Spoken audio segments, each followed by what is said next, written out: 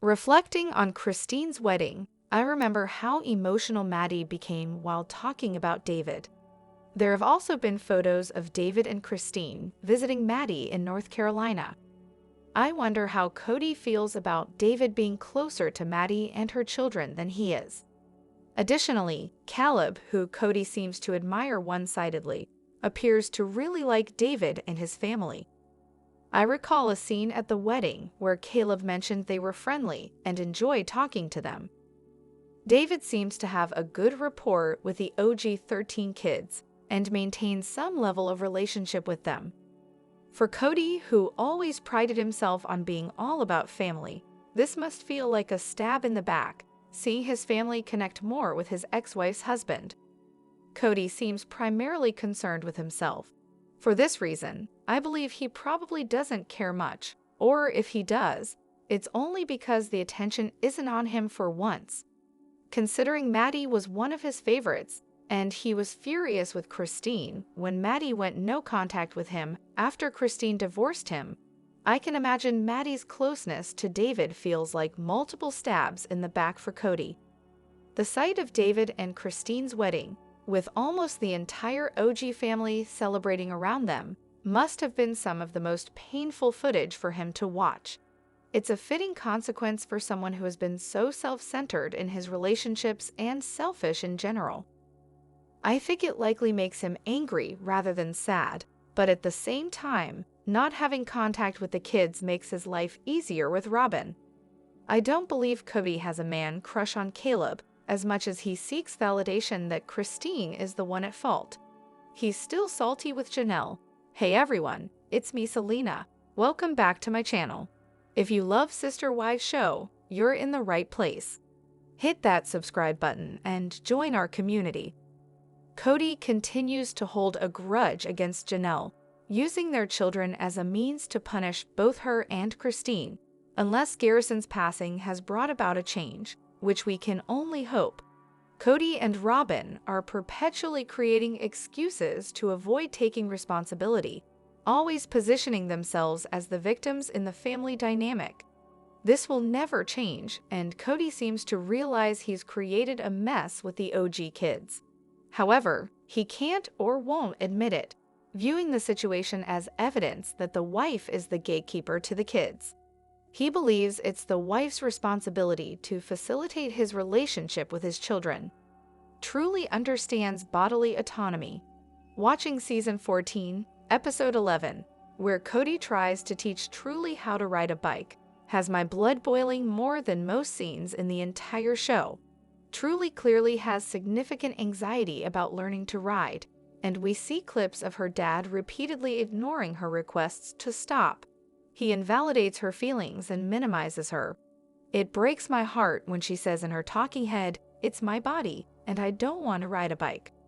Eventually, he tells her, "Just go inside," and she tearfully responds, "I'm trying my best." I see so much potential anxiety and shame stemming from these interactions. As a parent, I know how frustrating and hard it can be to control your emotions and be patient, but this scene irked me. Is it just my daddy issues, or do you see it too? Yikes. I'm glad Truly has other positive male figures in her life, such as David, Mitch, and her older brothers, to fill the void that Cody doesn't deserve. He wasn't patient with her and clearly hasn't spent enough time around her. Cody's narcissism and parenting issues. Cody's narcissism makes him more angry that Truly exposed his ineffectiveness as a teacher and parent.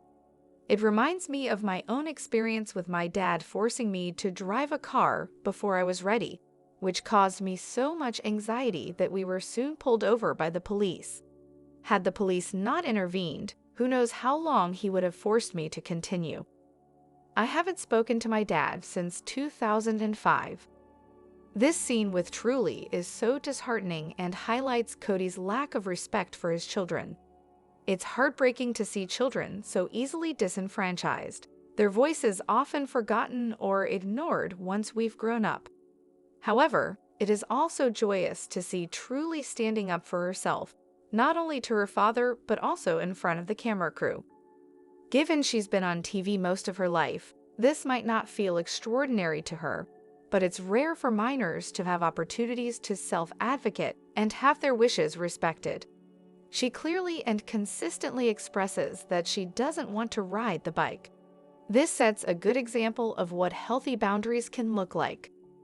This is not to victim blame or criticize anyone who struggles with defining and protecting their boundaries or bodily autonomy.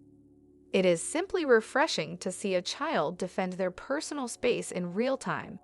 It's never too early to teach kids that no one is entitled to their body or their time. Cody letting Solomon ride around truly only added to her anxiety. He didn't even make it an activity for just the two of them. He had to include one of Robin's kids. Had it just been Cody and Truly, he might have had a chance to be a decent parent, but he blew it. Of course, he had to have one of Robin's kids with him. Cody's parenting and relationship issues.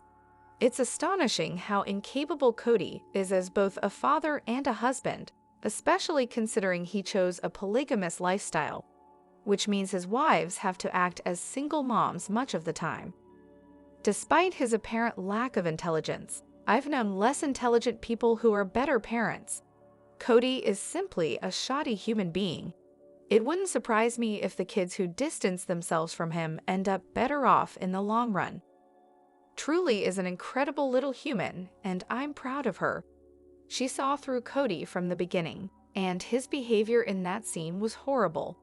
Instead of listening to her, he tried to bully her into learning.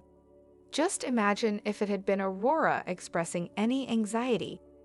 He would have immediately comforted her, talked to her, and probably begged her not to tell Robin. It's similar to when he says he has a hard time relating to Isabel or Savannah. Maybe he should try getting to know his children. I think he loves Truly as a father, but I don't think he likes her. Her personality seems to grate on his nerves. Her whining even made me wince a little, but if he had taken the time to understand her, she wouldn't have felt so insecure. Cody definitely didn't make an honest effort. He can't be bothered because he doesn't really like her and has never taken the time to get to know her. I hope Truly and David develop an amazing rapport. David seems to allow people to be themselves around him and has a playful side that would endear him to her. It's a shame Cody is so short-sighted, as Truly is remarkable for not caving to his unreasonable expectations and for sticking up for herself. Is Tony the worst too? As for Tony, is he the worst too? Watching season 11 and dealing with Tony. Here I am, still on my first watch, still hating Mary, and still unable to deal with Cody and his sad hair or Queen Robin. Now I've hit season 11 and encountered this guy Tony. I find him extremely off-putting. He said something like, even if my Keltie falls during the hike, she'll be so happy he proposed that she'll forget about her broken leg. Say what, Tony? The love of your life just fell down a mountain and broke something, and you think a proposal will make her forget about her injuries? She'd have to crawl to you using her arms, with a broken leg, and you think that's a happy ending? I avoid Googling anything because I don't want to ruin this exceedingly painful experience for myself. So I don't know if she married this chump or is still married to him. But y'all were right. Beer isn't enough. Hand me my vodka straight from the bottle. No, frankly, Tony is the opposite of every Mexican I know. My Hispanic friends are all hardworking, respectful of in-laws, and deeply involved with their extended families. Tony embodies none of those qualities. I found myself yelling at the TV every time he claimed his low-class behavior was the Mexican way. I can't stand that little weasel. Oh no, put the vodka down. You're gonna get alcohol poisoning watching what's to come. Just wait, lol. I'll watch for your next post. I won't spoil anything for you. Tony, the unmade bed. Someone once said Tony looked like an unmade bed, and I can't think of a better way to describe him, both physically and personality-wise. I think Tony is low-key trolling Cody and the whole family nonsense, which often leaves my Keltie with the short end of the stick. He definitely loves her and notices how they treat her. You can't really take Tony seriously. In my eyes, he loves pushing the envelope, making silly but subtly snide remarks, and generally just messing with people. He portrays himself in a way that amuses him, finding the whole thing kind of funny. I wonder if any of them regret giving Mykelti's boyfriend John the hormones in the mouth talk. Watching that episode recently, I wondered if they're kicking themselves for not encouraging that guy, only to end up with Tony. And I just need to finally say, for a long time, I thought Tony had hearing loss. I kept wondering why they never mentioned it.